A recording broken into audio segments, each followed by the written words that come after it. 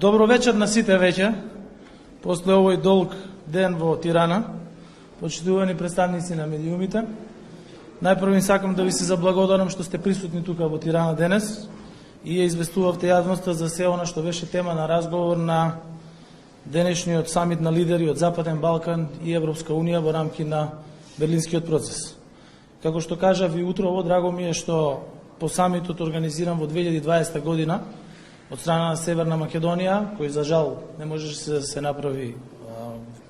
со физичко присуство заради пандемијата, беше организиран онлайн. Ова е втор самит во нашиот регион и тоа само ја потврдува важноста на регионот за Европската Унија,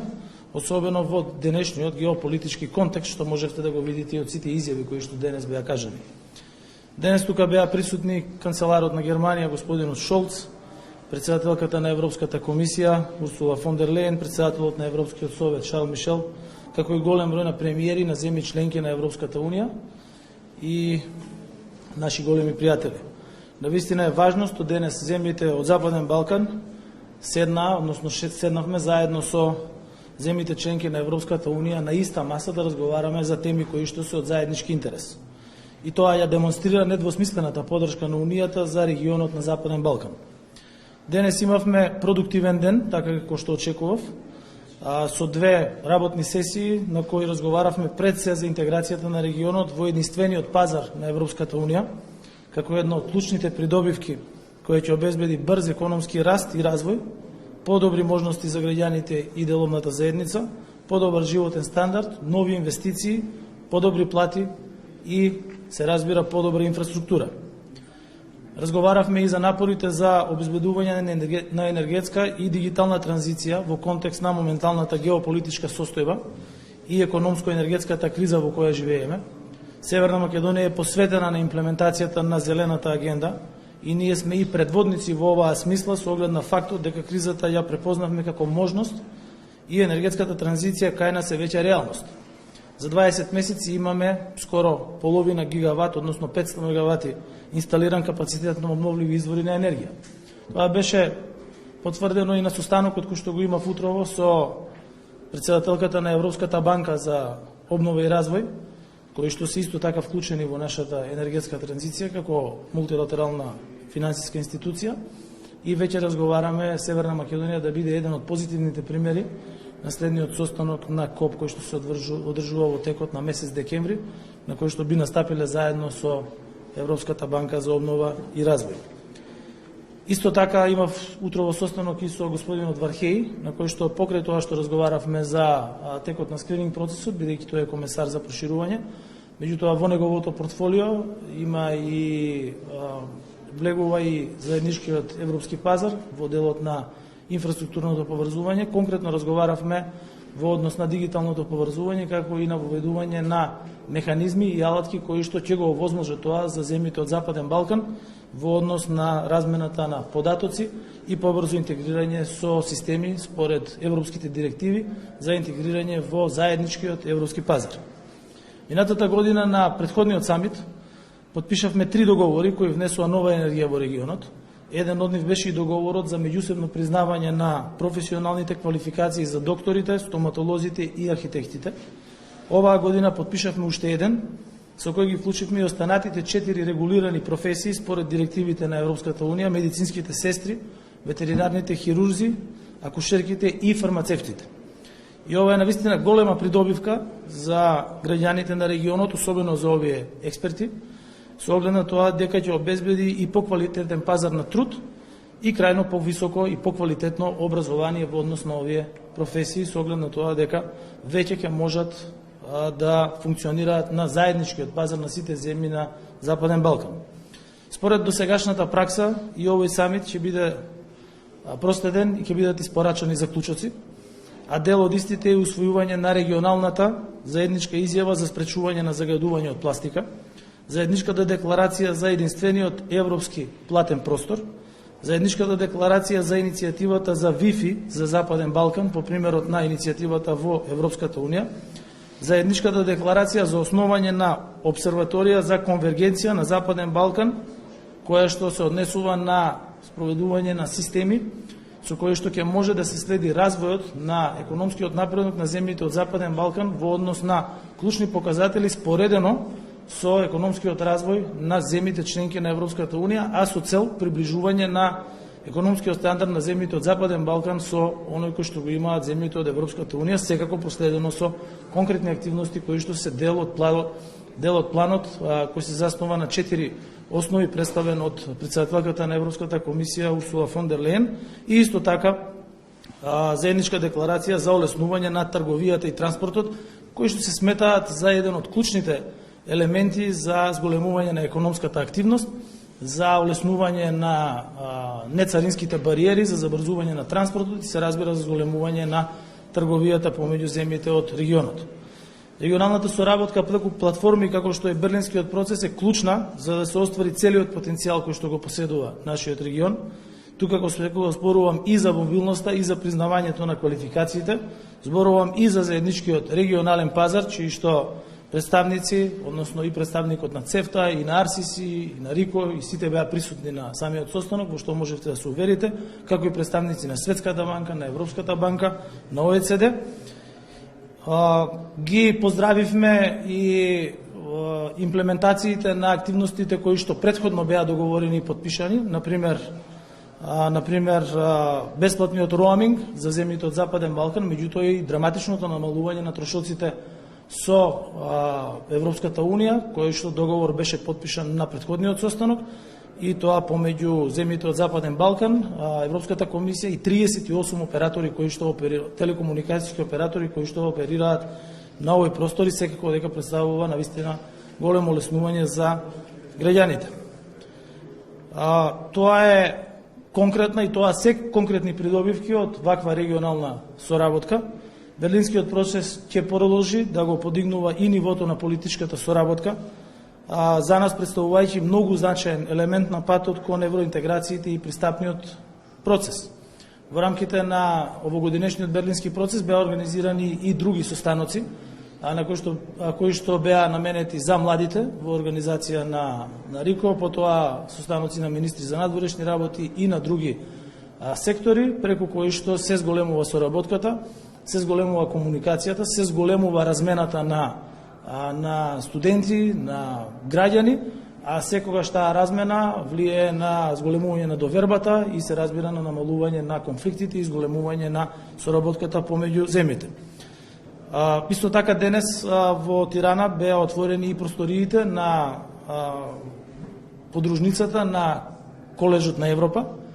кој што практично е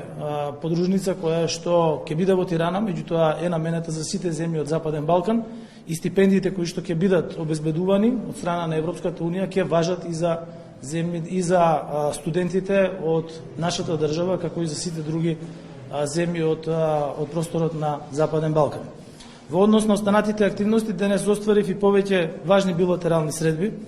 Се сретнав, како што кажав, со претседателката на Европската банка за обнова и развој, господја Одил Рена Басо, со која разговаравме за континуираната поддршка која земјата ја добива од Европската банка при реализацијата на нашите приоритети. Таа поддршка е многу важна и таа ќе продолжи и понатаму во регионалните иницијативи и во интерес на нашиот развој на регионот и заедничка иднина во Европската Унија. Од германскиот канцелар Олаф Шолц, државата Северна Македонија уште еднаш доби силно охрабрување и поддршка од Сојузна република Германија да го реализираме следниот чекор по зацртаниот пат кон пристапување во Европската Унија, а тоа е носењето на значајните одлуки кои што ги имаме пред нас. И разговаравме секако и за улогата на Берлинскиот процес како катализатор на регионалната соработка и секако на билатералната соработка која што имаме со Германија, која што е наш најголем трговски партнер. Имав средба, кажав веќе и со комесарот за проширување господинот Вархеји, со кого разговаравме за важноста на исто така европските интеграции, статусот на скрининг процесот и секако за дигиталното поврзување на земјите од Западен Балкан, со оглед на тоа дека Северна Македонија е држава која ја има најдобрата телекомуникацијска мрежа во целиот регион, една од подобрите во Југоисточна Европа, што секако дека представува основа за воспоставување на системи и воспоставување на механизми кои што можат да служат на целиот регион во негово поврзување и понатаму поврзување на заедничкиот европски пазар. На Северна Македонија заклучок е дека е потребна интеграција, на регионот му е потребна интеграција, а не изолација, и затоа се сложивме со сите соговорници со кои што денес имавме состаноци, а секако дека тоа е еден од заклучоците на самитот на Берлинскиот процес тука во Тирана. Утре ќе се сретнам и со подпредседателката на Светската банка за Европа и Азија, господја Антонела Басани, со која ќе разговараме за 30 годишната соработка која имаме со Светската банка, меѓутоа и за она што го разговаравме и на кое што веќе се работи на средбата која што ја имав со тимот на Светска банка во Њујорк, а тоа е следниот аранжман, односно следната рамка која што ќе имаме со Светската банка во однос на финансирање на инфраструктурни и финансирање на реформски проекти во нашата држава од страна на Светската банка. Тоа се клучните активности кои што се случува накратко во текот на денешниот долг ден. Сакам да се заблагодарам на целата наша делегација која што беше присутна тука, на вице-премиерот за европски прашања и секако на вас медиумите кои што во целодневно ја следевте активностите кои што тука се случуваат. Доколку имате прашања, имаме малку време на располагање бидејќи пак следуваат активности. Премиере, озбилни изјави стигна, или јас така од европјаните во однос на бавните реформи, во однос на блокадите. Добив чувство како да ги построија лидери од Западен Балкан. Ве молам за еден таков коментар. Гледайте тоа, ако ги следите моите изјави во текот на скоро веќе 2 години, како сум председател на владата на Северна Македонија, јас секогаш велам дека добрососедските односи се основа на интеграција на регионот во Европската Унија. Доколку регионот биде обременет постојано со конфликти од минатото, доколку цело време постојат политички сили кои што исклучиво ќе гледаат кон нешто што се случувало пред 70 години, доколку 6 држави од Западен Балкан се свртени кон минатото, а не се свртени кон иднината, тогаш секако дека такви пораки ќе доаѓаат од Европската Унија. И еве ќе ви кажам пример. Ако ги земете почетоците на Европската Унија пред 70 години, каде што исто така 6 држави практично ја имаат започнато Европската Унија, погледнете ги нивните истории какви биле и во Втората светска војна, и во Првата светска војна, и во вековите пред тоа. Меѓутоа тие ги надминале своите разлики, тоа надминале конкретни прашања во нивните билатерални односи, за да денес изградат Унија, која што е најголем светски пазар, најбогат светски пазар и организација во која што сакаат и треба да се приклучат други земји членки, вклучително и нашата. Имаше многу јасни пораки дека Европска Унија конечно агендата за проширување, прашањето за проширување го има високо на својата агенда. Ако досега проширувањето беше интерес на земјите аспиранти, денес проширувањето е интерес и на самата Европска Унија. Европска Унија веќе го започна својот процес на дискусија за внатрешни реформи во однос на функционирањето на Унијата со повеќе земји членки по пристапување на оние кои што ќе бидат подготвени, и не случајно го кажувам тоа, на оние кои што ќе бидат подготвени, бидејќи се работи за приклучување врз основа на достигнувања и секоја земја членка согласно со своите реформи кои што ќе ги прави, согласно со одлуките кои ќе ги носи, така и ќе се приклучува во Европската Унија. Но пораките дека Европската Унија е отворена за нови членки се многу јасни и кажани од сите.